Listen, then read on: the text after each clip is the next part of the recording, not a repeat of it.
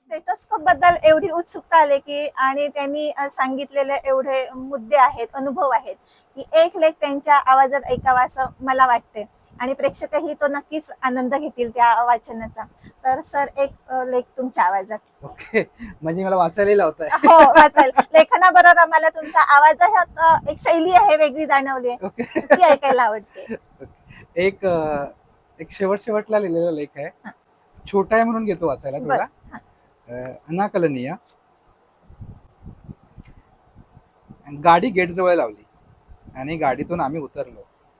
मावशीच्या घरी पहिल्यांदाच आलेलो, तेही पत्ता विचारत आईच्या हट्टापायी.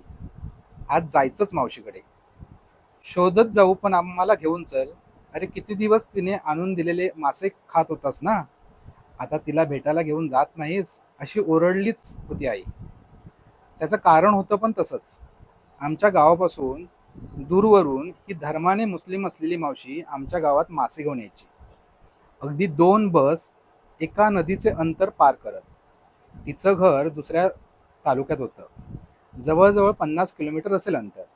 आता आपल्याकडे गाड्या आल्यात म्हणून आपण सहज मार्केटमध्ये जाऊन खरेदी करू शकतो. पण घरी येऊन मासे विकणं हे तसं कष्टाचं काम. वयही तसं जास्तच, व्यक्तिमत्वही तसं छानच.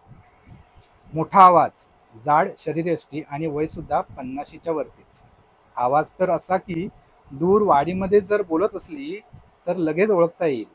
तिच्या आवाजाने घरातील माणसे अंगणात येऊन तयारच. सुरमई, पापलेट पासून बांगडा तसे सर्वच मासे घेऊन यायची. पण त्यामध्ये गंमत असायची. मला मुद्दाम एक पापलेट प्रॉन्स काढून द्यायची. बाळा तुझ्यासाठी आणलं आहे. मला कळायचं नाही एवढे महागडे फिश मला का द्यायची. मग ती मिश्किलपणे सांगायची, तुझी आई ना पैसे वाचवते, ती घेत नाही असले महागडे फिश, म्हणून मी तुला देते. आणि हसायची. आणि ते खरंच होतं म्हणा. अशा या आईने जोडलेल्या माणसांची आई कोणता सण असला किंवा घरी काय कार्यक्रम असला तर हमखास आठवण काढायची. त्या दिवशी पण तेच झालं. अरे मावशी आली नाही 2 महिने, आज आठवण यायला लागली आहे. जाऊन येऊया का. आता कुठे जाणार, लांब किती आहे, फोन पण लागत नाही. पण का माहित नाही, जाऊयाच असे ठरलं. ना त्यावेळी घरचा पत्ता माहित होता, ना काही ठाव ठिकाणा. फक्त गावाचं नाव माहित होतं. आम्ही सुद्धा रस्ता विचारत दुपारी पोहोचलो. जाताना आईने नारळ आणि खोबऱ्याच्या वड्या आवडतात म्हणून खोबरवडी करून घाईघाईत घेतली.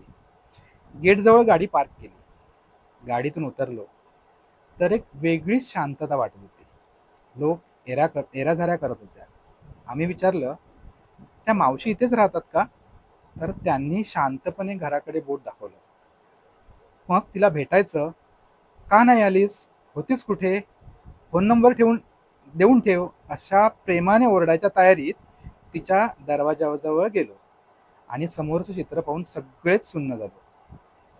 मावशी समोर होती, परंतु चिरनिद्रेमध्ये. आणि आजूबाजूच्या घरातील लोक रडत होती. काही समजत नव्हतं, डोळ्यांवर विश्वास बसत नव्हता. मावशीचं निधन झालं होतं. कधी झाले, तर फक्त 10 मिनिटापूर्वी. हे सगळं सुन्न करणारं होतं. डोळ्यातून अश्रू वाहत होते. भेट झाली होती, ती पण अशी. मनात असंख्य प्रश्न दाटून आले. माणसांमध्ये एवढे कनेक्शन असू शकते. भेटायची ओढ वाटते काय, एवढा दूरचा प्रवास करून भेटायला जातो काय, आणि मावशी भेटते, ती पण अशा अवस्थेमध्ये. ह्याचा अर्थ आमच्या घरातून निघालो तेव्हा मावशी जिवंत होती आणि तिच्या घराजवळ पोचलो तेव्हा तिचा प्राण गेला. कोणत्या तरी एका शक्तीने इथे खेचत आणले होते. विचारांनी मन सुन्न झाले. आम्ही हिंदू, मावशी मुस्लिम. ना ती आमच्या नात्यातली, ना आमच्या जातीतली, ना धर्मातली. परंतु माणुसकी हेच नातं होतं. माणुसकी हाच धर्म होता. माणुसकी हीच जात होती. ना हिंदू, ना मुस्लिम, ना सिख, ना ईसाई. फक्त माणुसकी हाच धर्म, ह्याची जाणीव फक्त झाली. शेवटचं दर्शन घेऊन आम्ही पाणावलेल्या डोळ्यांनी घरी निघालो.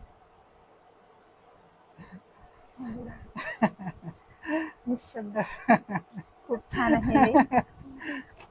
खूप छान आहे लेख. आणि हे माणुसकीचं मन आहे म्हणूनच एवढं छान लेखन सरांच्या हातून झालेलं आहे.